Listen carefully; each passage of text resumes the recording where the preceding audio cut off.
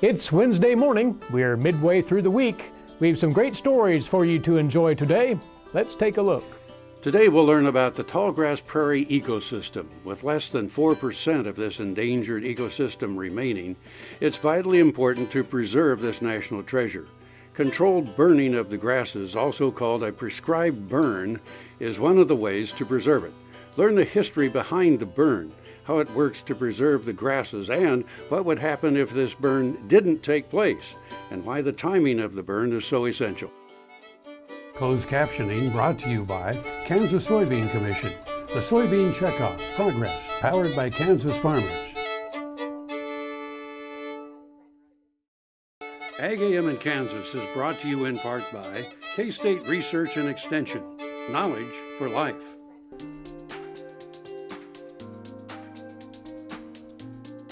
At one time, the tallgrass prairie stretched all the way from Texas to Canada. Bison roamed free, and the grasses were like an inland sea waving in the wind. Native Americans burned the prairie because they knew that the bison were attracted to the new, tender growth of the warm season grasses. Later, pioneers came and tilled the land. Towns were built. Trails became railroads and highways. Today, less than 4% remains of that original prairie. Much of it is in the Flint Hills of Kansas. In order to preserve this national treasure, ranchers and rural landowners burn the prairie in the spring. It's a controlled burn, also called a prescribed burn. The burning of the prairie is what keeps it alive.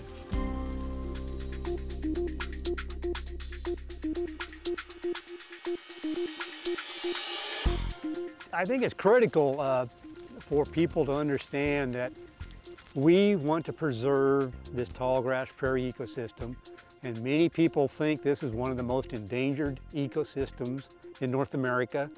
Everybody's heard a lot about tropical forests, trying to save them, and we have one of the most endangered ecosystems in the world sitting right in our backyard here in the Flint Hills.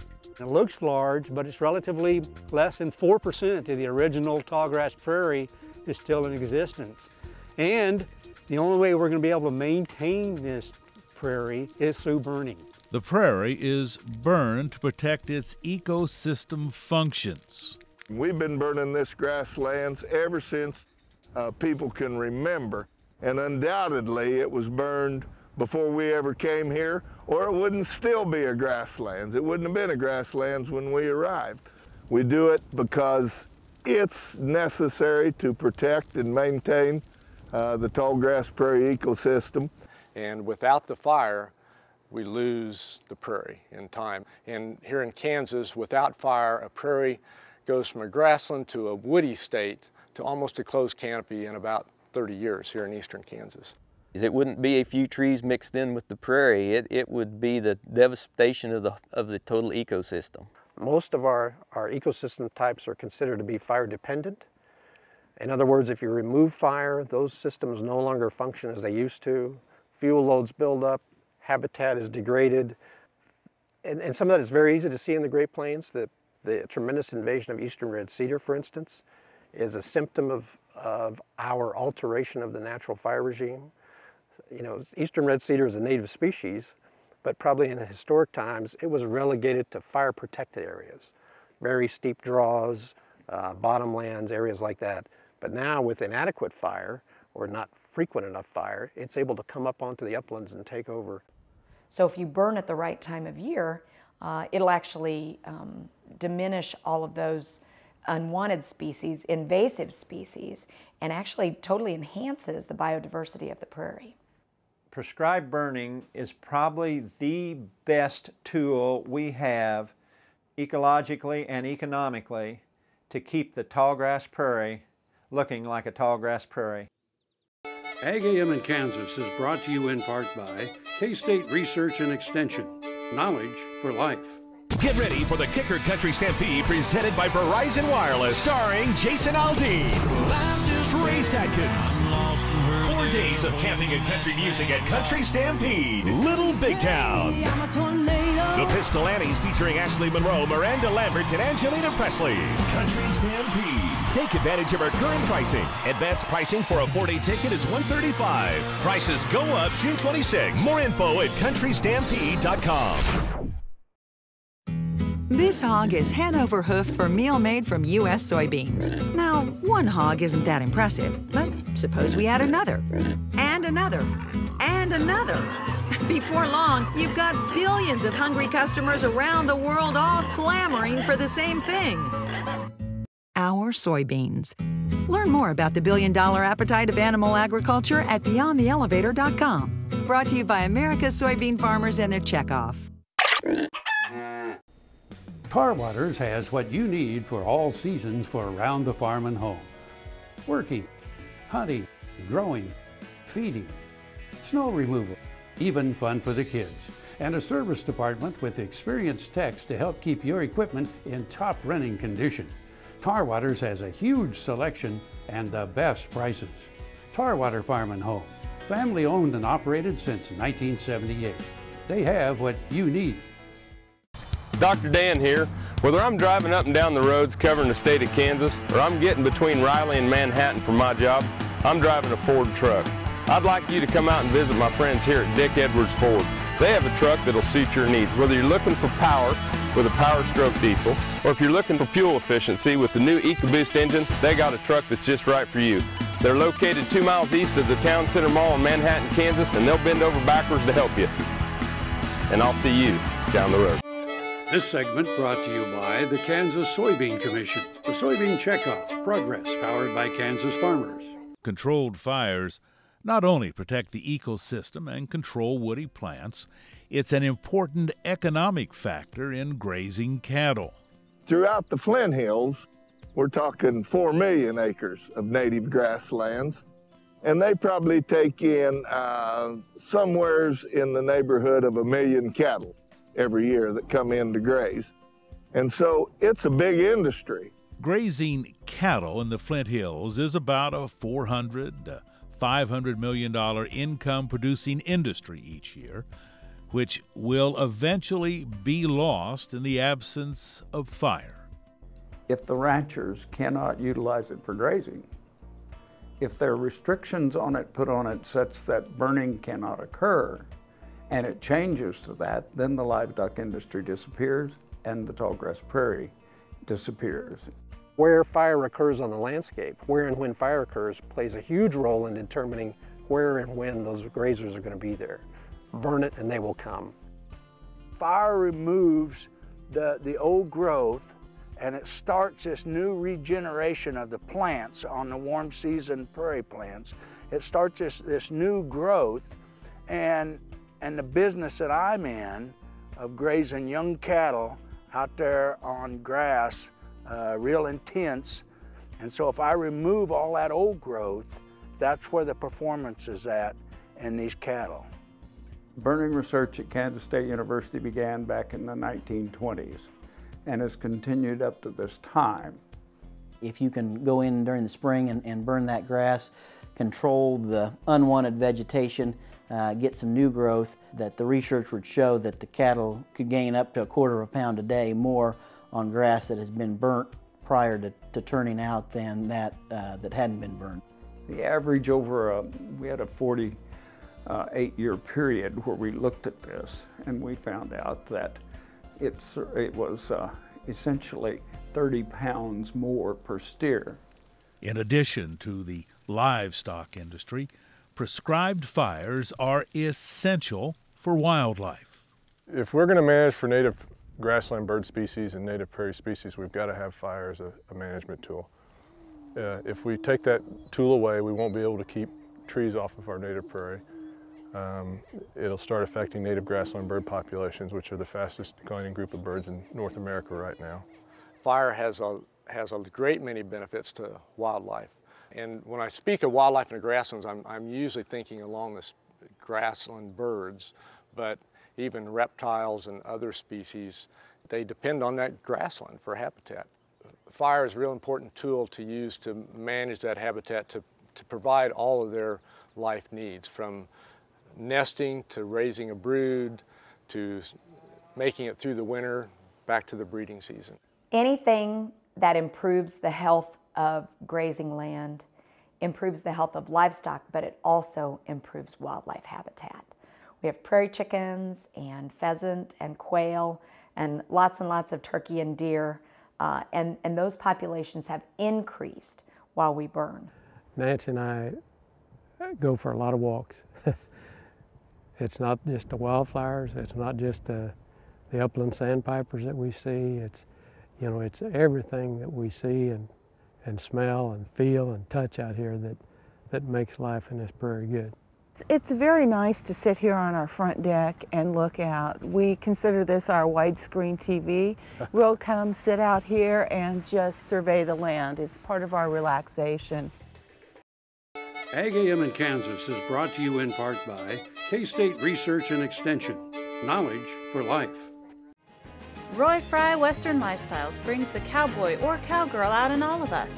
With a huge selection of must-have items, it doesn't matter if you're shopping for your horse, picking up some Western accessories to add that rustic charm to your home, or simply treating yourself. The knowledge and expertise to dress you your Western best is right here at Roy Fry Western Lifestyles, Highway 24 and Kansas Avenue in Topeka. The Kansas State University College of Veterinary Medicine is a leader in food animal research and education. Our researchers are constantly expanding the knowledge of animal health and food safety. Through the Veterinary Health Center and the Kansas State Veterinary Diagnostic Lab, we provide practical services for animal producers. Home of the Beef Cattle Institute, the college is committed to animal welfare training and research. The Kansas State University College of Veterinary Medicine, knowledge and service for the future of animal production. With Ag AM in Kansas, I'm Devin Stewart. One of the speakers there, K-State beef veterinarian Larry Hollis, is advising pasture managers to be thinking through not only the water situation, which means both quantity and quality, but the potential for unwanted plant consumption by those grazing cattle as well.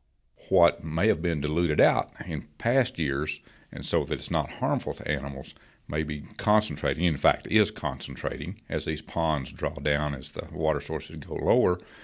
And so we get into problems that it starts, again, hurting animal performance initially, but it can get to the point of being toxic to the animals and cause health problems or death losses.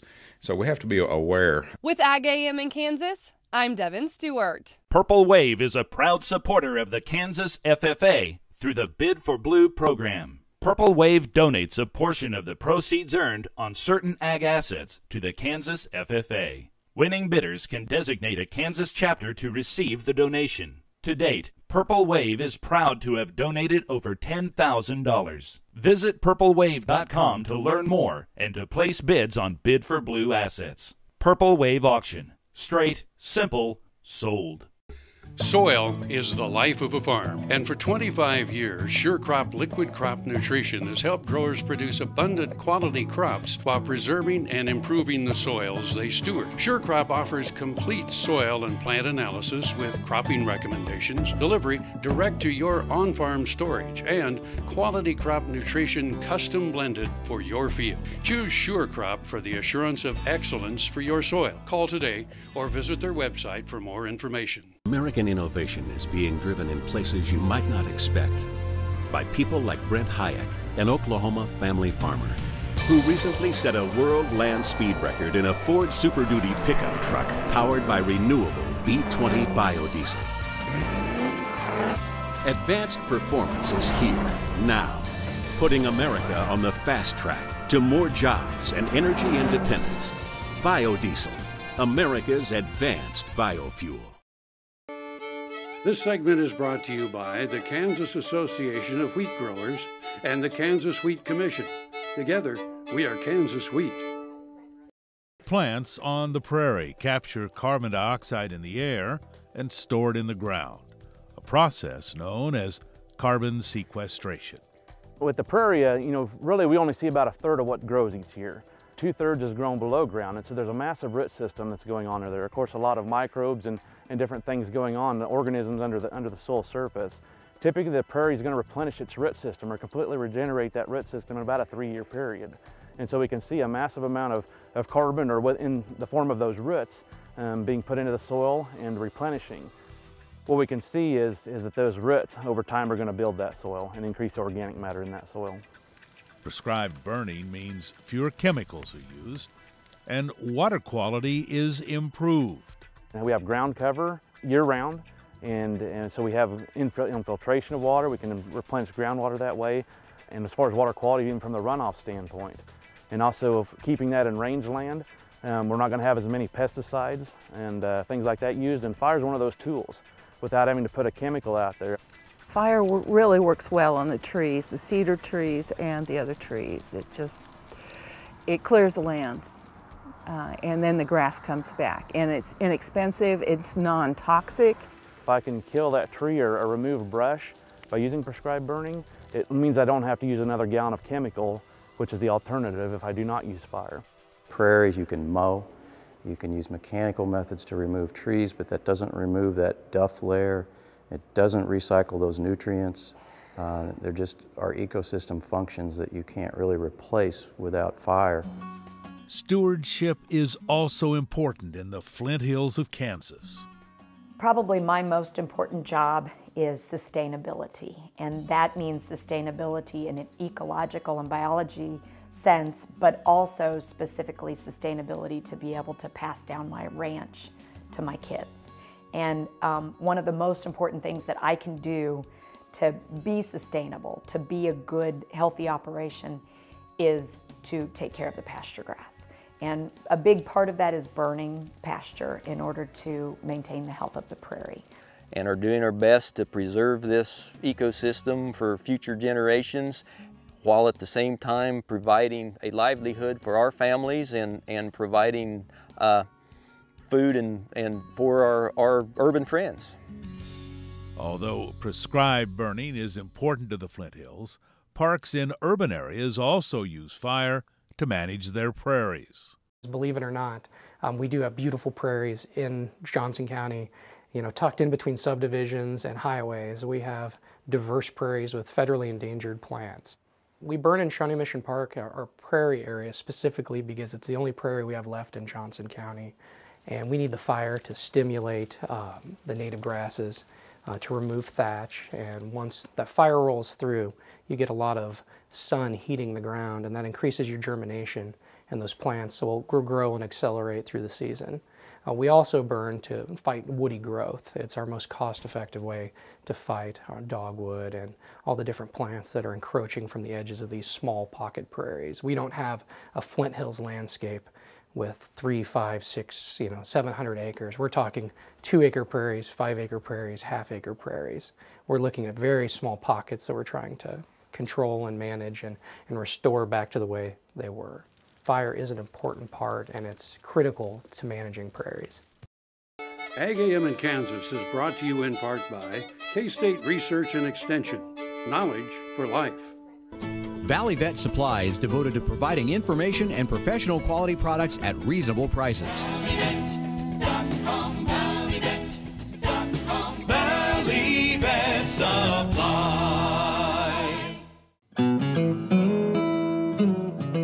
In the last 3 years, we've changed some things in our AI protocol, one of which was the use of multi-min. We've seen a significant increase in our AI pregnancy rate. The cost of an embryo program is significant, and we feel that if we were able to even get one more pregnancy out of a cow, that would pay for the whole cost of the whole bottle of multi-min right there. Golf Week calls it the best course you can play in Kansas. But once you play, you'll want to stay. Go for it. Firekeeper Golf Course at Prairie Band Casino and Resort is just north of Topeka off Highway 75. Our stay and play package is worth the trip. Luxury hotel room, green fees, and golf cart for 2, starting at just $169. Prairie Band Casino and Resort. Go for it.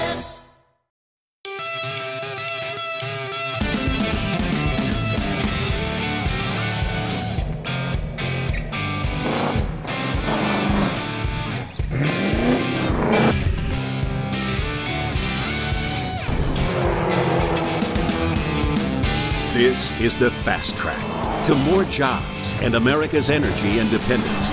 Advanced performance is here now. Biodiesel, America's advanced biofuel.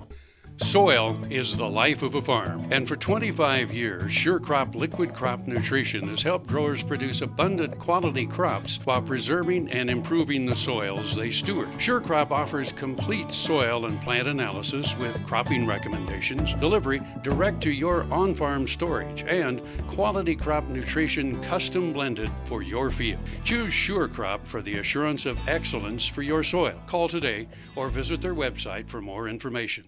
And now here's another gardening tip with Dave Jackson. Did you know that dandelions can be killed in your yard with a product made by Furlome called Weed Out, and you don't have to fertilize your lawn? So if you're worried about your lawn getting too high and too tall too quick with too much fertilizer, come in and ask for some Furlome Weed Out without lawn fertilizer to kill your dandelions. Stop in at Jackson's for the best selection of homegrown plants for your gardens and landscapes. Watch for our garden tips on Drew's Garden Wall. Ag AM in Kansas is brought to you in part by Premier Farm and Home. Stop by or visit us at heycow.com.